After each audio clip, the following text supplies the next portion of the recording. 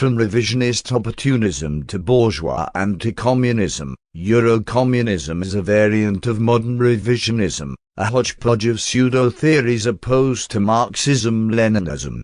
Its aim is to hinder the scientific theory of Marx, Engels, Lenin and Stalin from remaining a strong and unerring weapon in the hands of the working class and the genuine Marxist-Leninist parties for the destruction of capitalism, its structure and superstructure, to its foundations, for the establishment of the dictatorship of the proletariat and the construction of the new socialist society.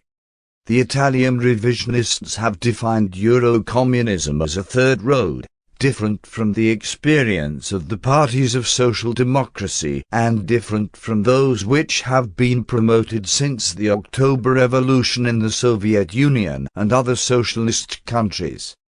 As the theses of the 15th Congress of the Italian Communist Party have it, this third road is presented as a solution which is adapted to the national characteristics and the conditions of the present epoch, to the essential features and demands which are common to developed industrial societies, which are based on parliamentary democratic institutions, as the countries of Western Europe are today.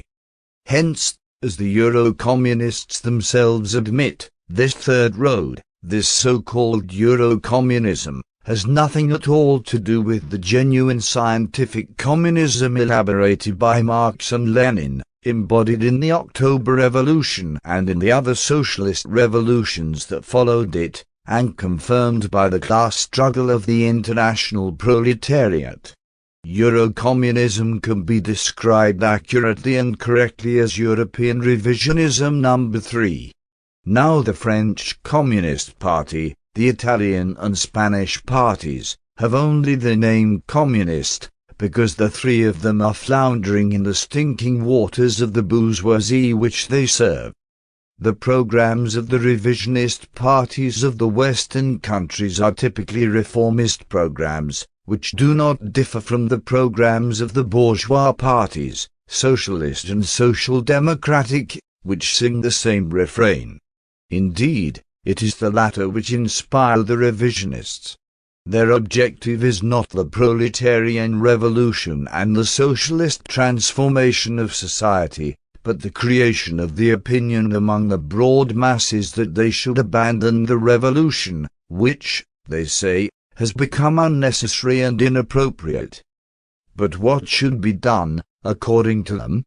We must transform our lifestyle, we must change our way of life, we must think about the day-to-day problems. We must not attack present-day capitalist society, we must carry out a cultural revolution in place of the proletarian revolution, explain these anti-Marxist parties day and night. We must live better, must protect our wages and not allow them to be reduced, must have paid holidays and guaranteed jobs. What more can we ask? They say to the workers. The Italian and French revisionist parties deal with these questions at every meeting and every congress and feed this stuff to the proletariat and the workers in order to win their votes. The classical revisionism of the social democratic type has been integrated into modern revisionism. The theories of Bernstein and Kautsky in various forms, sometimes openly and sometimes modified, are found in the revisionist Browder, are found in Khrushchevite revisionism, in Titoite revisionism, in French revisionism and in the Italian revisionism of Togliatti, in the so-called Mao Zedong thought, and all revisionist currents. These innumerable anti-Marxist currents, which are developing in the present-day capitalist and revisionist world, are the fifth column in the ranks of the world revolution to prolong the existence of international capitalism by fighting the revolution from within. Negation of Marxism-Leninism is the objective which capitalism and imperialism have always wanted and want to achieve. In this direction modern revisionism is helping them with all its means and ways, open and disguised, with all kinds of pseudo-scientific philosophical theories and slogans. At the 22nd Congress of the French Communist Party, marchers declared that they would go to socialism without class struggle, and that the dictatorship of the proletariat was no longer needed to build it. He admitted that in his socialism there would be not merely different parties, but even parties of reaction. Thus, for marchers, as for Brezhnev and Tito, socialism has already begun to be built in many countries where capital rules, and all that is necessary is to put the signboard socialist country over the gate.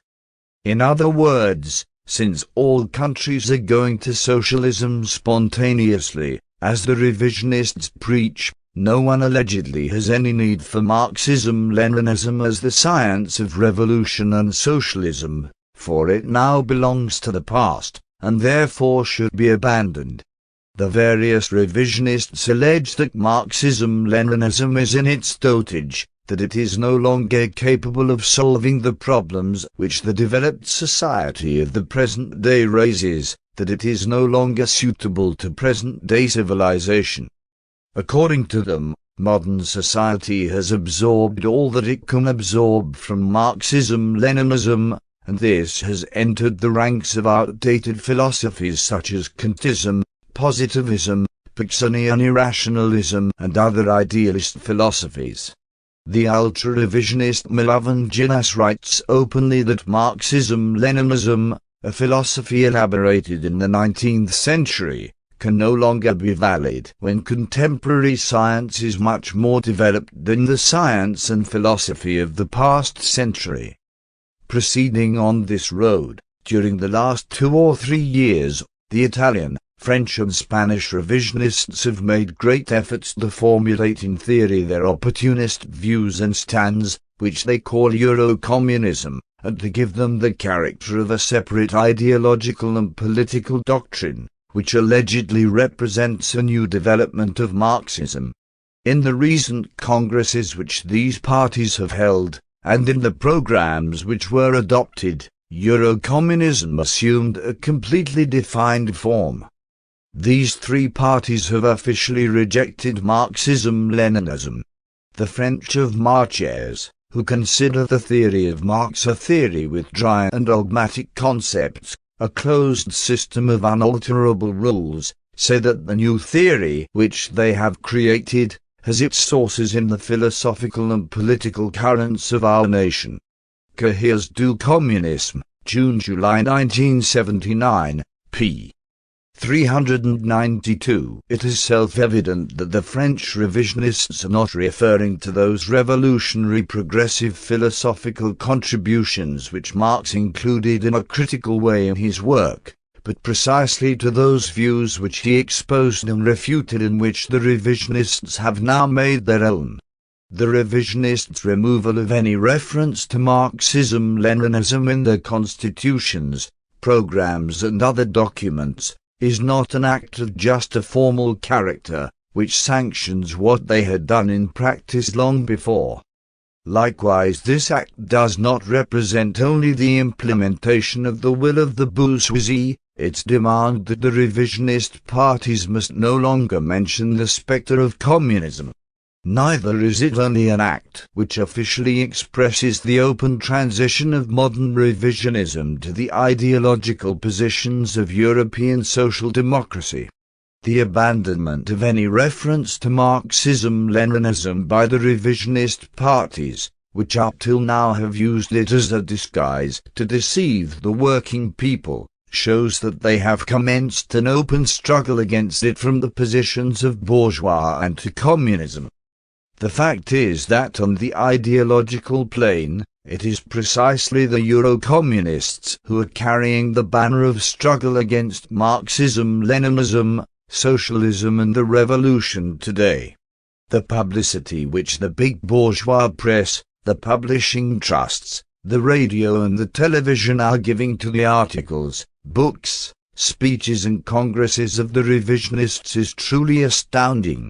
Figures such as Berlinger, Marchers, and even Carrillo have been transformed by the big propaganda machine into personalities who outstrip not only the film stars, but even popes and heads of the biggest states. Journalists and writers pursue them at every step and never allow them to drop a word without publishing it in the biggest headlines on the front pages of newspapers.